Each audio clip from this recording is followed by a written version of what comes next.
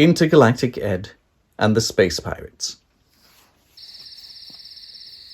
All seemed peaceful and calm in outer space, until Ed spotted something strange through his telescope. "Cosmic calamity," Ed said to his cat Sputnik. "Something's wrong with the moon." Luckily, Ed knew just what to do. He grabbed his backpack, his turbo torch, and Sputnik, space cat extraordinaire. Then he pushed a small book on his shelf sideways. There was a whirring sound, followed by a loud click, and the hidden panel in Ed's bedroom wall slowly slid open. Beyond it was Ed's Intergalactic Operations Headquarters. Helmet, spacesuit, boots. Ed and Sputnik were ready for an intergalactic adventure. They stepped into the space transporter capsule and zoomed into space. Suddenly, they spotted a ship. But not just any ship. The Interplanetary Plunderer was the biggest pirate spaceship in the galaxy. Ed landed just as a gang of pirates strode on deck. "Quick, hide," he whispered, as the pirates began to sing. "Ooh, ah, heave, ho, pull in the nets and off we go."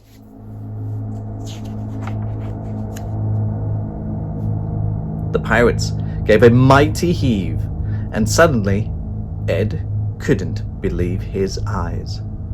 He leapt out and shouted, "Stop! You can't steal the moon!" Huh? The pirates came to a sudden halt.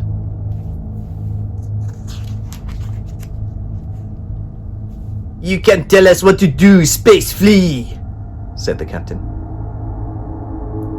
"This moon is the shiniest treasure we've ever seen, and we want it."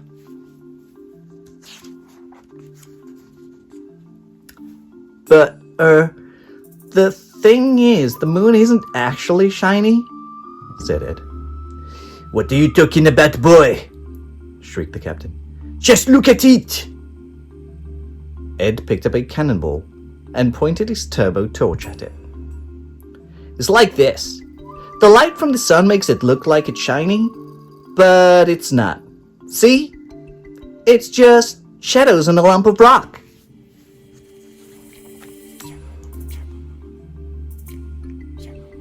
All right, cried the captain. "Have it your way. At least it's still the biggest moon in the solar system." "But it's not, you see," said Ed. "Jupiter's moon, Ganymede, it's even bigger than planet Mercury." This was the final straw. "This little space flea thinks he knows better than me," the captain shouted. "What should we do about that, lads?"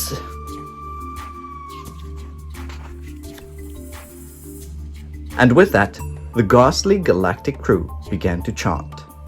"Space plank! Space plank! Space plank!" "Sputnik!" Ed called, as he teetered on the edge of the plank. "Help!" Suddenly, Sputnik thought of something. He skittered across the deck and switched on the turbo torch. Sputnik aimed its great beam of light upwards and then clambered up the mast. With the pirates' chants sounding louder, he started to dance behind the sails. "This is no time for mucking about," yelled Ed. But Sputnik had a clever idea.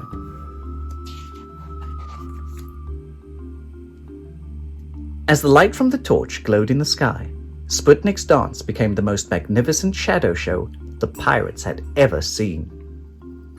"Ooh," said the crew, totally transfixed. But then the captain began to speak. "Catch that cat!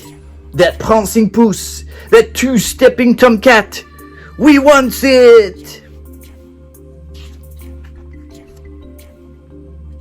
The pirates sprang into action, scrambling up and down the rigging, and all over the ship, trying to catch Sputnik. All by the light of the moon.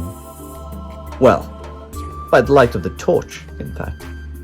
Because as the pirates were trying to capture the dancing cat, Ed had secretly untied the net and set the moon free.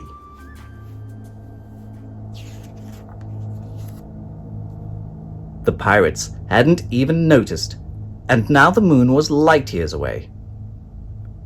"What a clever cat," said Ed, as Sputnik skipped over the pirates and into his arms. They leapt into the space transporter capsule and zoomed into space.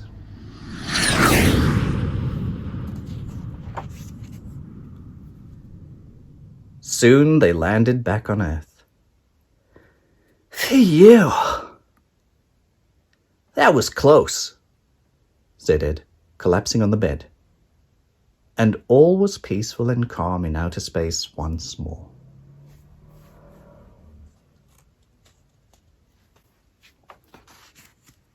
Well, almost.